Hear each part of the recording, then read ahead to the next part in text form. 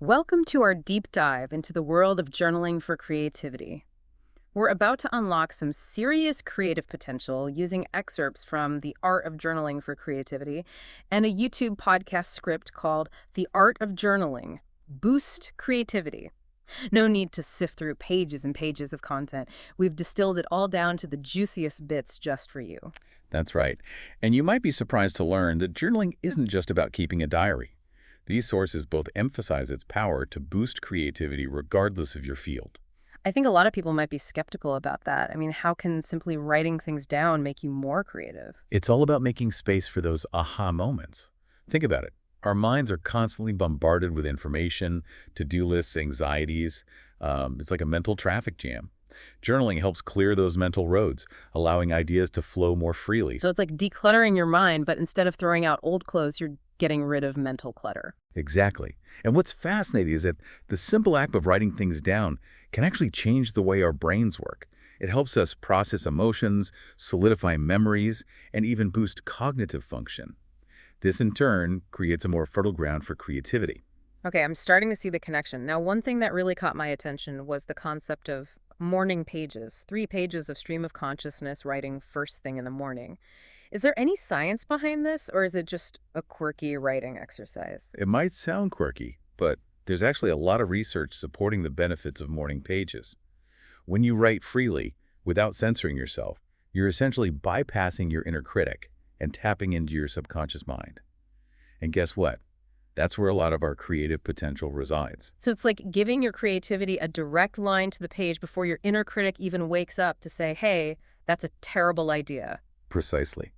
It's about capturing those raw, unfiltered thoughts and ideas that often get lost in the hustle and bustle of the day.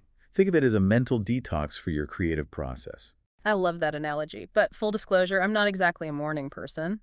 Any tips for those of us who struggle to even form coherent sentences before our first cup of coffee? That's a great point.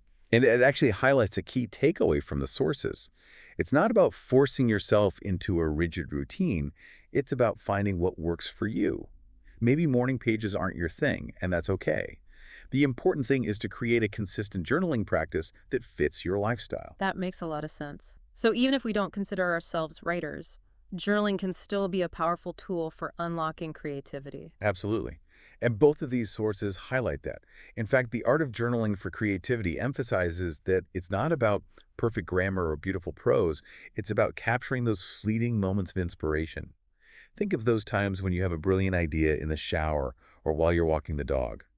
How often do those ideas just slip away because you don't have a way to capture them? Oh, all the time. I swear my best ideas come to me when I'm nowhere near a pen and paper, which is why the idea dumping technique from our sources really resonates with me. It's such a valuable technique. It's about creating a dedicated space, whether it's a physical notebook or a digital document where you can jot down every single idea that pops into your head, no matter how silly or insignificant it might seem at the time. So it's like creating a treasure chest for all those little sparks of inspiration. Exactly. And what's fascinating is that this idea isn't new.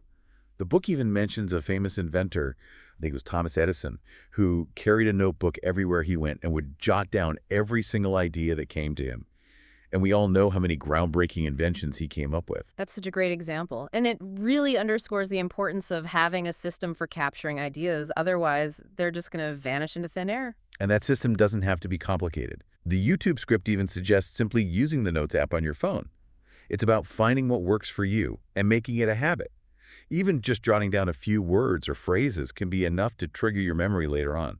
Okay, so we've talked about clearing mental clutter and capturing those fleeting ideas. But sometimes, even with a clear mind, I still find myself staring at a blank page, feeling totally uninspired. Any tips for those moments when the creative well feels completely dry? Those creative blocks can be so frustrating. But don't worry, there are definitely techniques to help you overcome them. One thing both of these sources highlight is the power of journal prompts. I've heard of those, but never really tried them. How do they work? Think of prompts as little sparks to ignite your imagination. They give you a specific starting point, which can be really helpful when you're feeling stuck.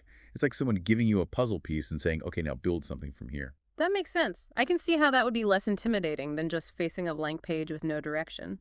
What are some examples of prompts that really resonated with you from the sources? Well, one that I really liked was, If you could have any superpower, what would it be and how would you use it? Hmm. It's playful, but it also gets you thinking about your values and what you'd want to change in the world. Another one that stood out was, describe your ideal day in detail. This prompt helps you envision your goals and dreams, which can be really powerful for sparking motivation and creativity. Oh, those are great. And I love that they're not just limited to writing. The YouTube script also talks about visual journaling. Is that something you've experimented with? Absolutely. Visual journaling is a fantastic way to tap into different parts of your brain. We often think of creativity as being purely verbal, Mhm. but visual expression can be just as powerful, if not more so. I can see that. Sometimes I find myself doodling in the margins of my notebook when I'm trying to think through a problem. It's like my hand is trying to communicate something that my brain hasn't quite figured out yet. That's exactly it. And you don't need to be a skilled artist to benefit from visual journaling. It's about the process, not the product. The YouTube script even suggests doing a simple doodle challenge as a starting point. Just grab a pen and let your hand wander across the page. You might be surprised by what emerges. That sounds fun and approachable. I think a lot of people might be intimidated by the idea of visual journaling, but that takes the pressure off. Exactly. And remember, the key to all of these techniques is to have fun with it. The more you enjoy the process, the more likely you are to stick with it and reap the creative rewards. All this talk about generating ideas makes me think about what happens next. We've got all these ideas swirling around in our journals, but how do we actually turn them into something tangible? That's where the power of reflection and revision comes in. Both sources emphasize the importance of revisiting your journal entries, not just to reminisce, but to actively engage with your past ideas. It's about making connections, spotting patterns, and seeing how those initial sparks of inspiration can evolve over time. So it's not just about writing things down and forgetting about them.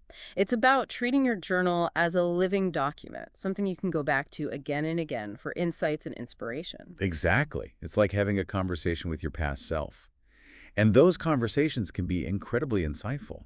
Sometimes an idea that seemed insignificant at the time can take on a whole new meaning when you revisit it later on. I can definitely relate to that. I've had moments where I've stumbled upon an old journal entry and thought, wow, I completely forgot about that idea. That's actually brilliant. And that's the beauty of journaling. It's a way to capture those fleeting thoughts and insights that might otherwise be lost. It's also a way to track your creative journey and see how your ideas have evolved over time. Now, before we wrap up, I'd love to touch on the story of Sarah, the writer featured in the YouTube script. Her experience with journaling really resonated with me. I agree. Sarah's story is incredibly inspiring. It's a great example of how journaling can help anyone overcome creative blocks and achieve their goals. Remember, she went from feeling stuck and frustrated to finishing her first novel, all thanks to the power of journaling. What I found so compelling about Sarah's story was her honesty about the struggles she faced. It's easy to feel like we're the only ones who experience creative blocks, but her story shows that it's a universal experience. And more importantly, it shows that there are ways to work through those blocks and come out the other side stronger and more creative. It's so true. Sarah's story is a powerful reminder that we all have creative potential, and sometimes all it takes is a simple tool like journaling to unlock it. And it's important to remember that this isn't just for artists or writers. Anyone can benefit from incorporating these techniques into their lives, whether they're working on a creative project or simply looking for ways to boost their problem-solving skills and generate new ideas. It's amazing how journaling can be so versatile, whether you're facing a creative block or just trying to make sense of your thoughts and emotions. It seems like there's a journaling technique out there for everyone. Absolutely. And, one of the things that struck me while reading through these sources was how accessible journaling is. It doesn't require any special equipment or training. You don't need a fancy notebook or a degree in creative writing. All you really need is a pen and paper and a willingness to explore your inner world. That's so true. It's a very democratic form of self-expression. And speaking of accessibility, the YouTube script mentions some specific tools and resources for people who want to dive deeper into journaling. Did any of those particularly resonate with you? Yes, actually. They mentioned a couple of classic books that I think are fantastic starting points for anyone interested in journaling. The Artist's Way by Julia Cameron and The Creative Journal by Lucia Capacchione. Both of these books offer a wealth of prompts, exercises, and insights that can help you develop a more fulfilling journaling practice. I've heard great things about The Artist's Way. It seems to have become a bit of a Bible for creative people from all walks of life. It really has. And for good reason. Cameron's approach is all about nurturing your inner artist and overcoming those self-limiting beliefs that can hold us back creatively. The book is full of practical advice and inspiring stories that make it a truly transformative read. And what about the creative journal? What makes that one stand out? The Creative Journal is fantastic for anyone who's drawn to visual journaling. Capacchione really emphasizes the power of using images, symbols, and colors to express yourself and explore your inner landscape. I love that. It speaks to that idea of journaling being more than just words on a page. It can be a multisensory experience that engages different parts of our brains and allows us to express ourselves in new and exciting ways. Exactly. And remember, even if you don't consider yourself an artist, there's so much value in incorporating visual elements into your journaling practice. Yeah. It could be as simple as adding a few doodles or collages to your notebook. Or you could experiment with different art materials and techniques to see what resonates with you. I think that's a fantastic takeaway from this deep dive. It's about embracing that playful, experimental spirit and allowing yourself to explore different avenues of creativity. And as we wrap up, what final thought would you like to leave our listeners with? I would say this. Think about what area of your life you'd like to be more creative in. It could be your work, your relationships, your hobbies, anything. Now imagine how even 10 minutes of daily journaling might shift that. What new ideas might emerge? What creative blocks might you overcome? What hidden talents might you discover? That's such a powerful invitation. It's a reminder that creativity isn't just for artists or writers. It's a vital force that can enrich every aspect of our lives, and journaling can be the key that unlocks that potential. Precisely. And remember, the journey itself is the reward. So embrace the process, have fun with it, and see where your creativity takes you. That's a wrap on our deep dive into journaling for creativity. We hope you've enjoyed this exploration and feel inspired to put pen to paper and unlock your own creative potential. Until next time, keep those journals open and those creative sparks flying.